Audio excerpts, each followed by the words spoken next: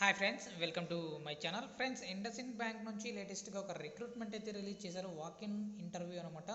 So walk-in conduct చేస్తున్నారు. So దీనికి సంబంధించి 2 to 7 years ఆఫ్ ఎక్స్పీరియన్స్ ఉన్న వాళ్ళు ఎవరైనా సరే మీరు ఇంటర్వ్యూకి అయితే వెళ్ళవచ్చు. 4 to 5 lakhs per annum అయితే మీకు శాలరీ అయితే ఇవ్వటం జరుగుతుంది. హైదరాబాద్ లొకేషన్లో అయితే మీరు ఈ జాబ్కి సంబంధించి ఇంటర్వ్యూకి అయితే అటెండ్ అయితే అవ్వాల్సి ఉంటుంది. 18th December నుంచి 18th 19th వీళ్ళు ఇంటర్వ్యూస్ అయితే కండక్ట్ చేస్తున్నారన్నమాట. 10 AM to 5 PM వరకు మీకు ఇక్కడ ఈ అడ్రస్లో అయితే మీకు ఇవ్వటం జరిగింది. సో మీరు కాంటాక్ట్ నెంబర్ కూడా ఇవ్వటం జరిగింది కాబట్టి డైరెక్ట్గా ఆ నెంబర్కి మీరు కాంటాక్ట్ అయ్యి మీరు ఇంటర్వ్యూకి అయితే అటెండ్ అయితే అవ్వవచ్చు. ఓపెనింగ్స్ చూసుకున్నట్లయితే 15 వరకు ఉన్నాయి.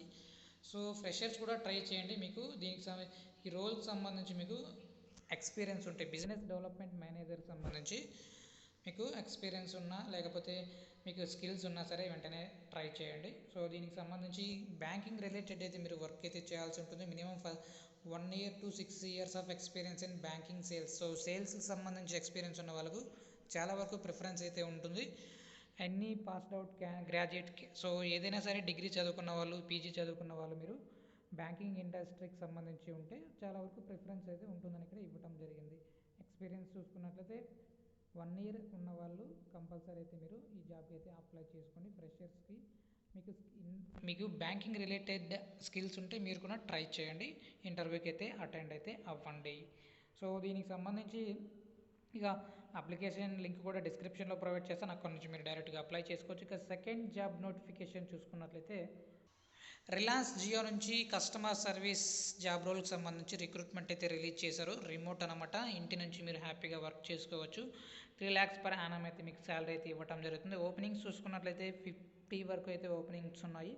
సో ఇంగ్లీష్ బాగా మాట్లాడగలిగే స్కిల్స్ అయితే ఉండాలి. అంతేకాకుండా ఇన్బౌండ్ కాల్స్, అవుట్బౌండ్ కాల్స్ మాట్లాడాల్సి ఉంటుంది. కాబట్టి ఇంతకుముందు 6 months పాటు ఏదైనా బీపీఓ కాల్ సెంటర్లో వర్క్ చేసి ఉంటే మీకు చాలా వరకు ప్రిఫరెన్స్ అయితే ఉంటుంది.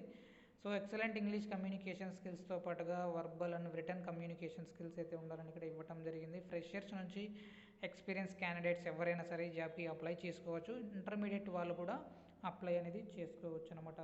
6 days అయితే మీరు వర్క్ అయితే చేయాల్సి ఉంటుంది. 1 day మీరు రొటేషనల్ వీక్ ఆఫ్లో ఉంటారు. రొటేషనల్ షిఫ్ట్ వైజ్ మీరు వర్క్ అయితే చేయాల్సి ఉంటుంది. ఈవెన్ నైట్ షిఫ్ట్స్ కూడా మీరు వర్క్ అయితే చేయాల్సి ఉంటుంది.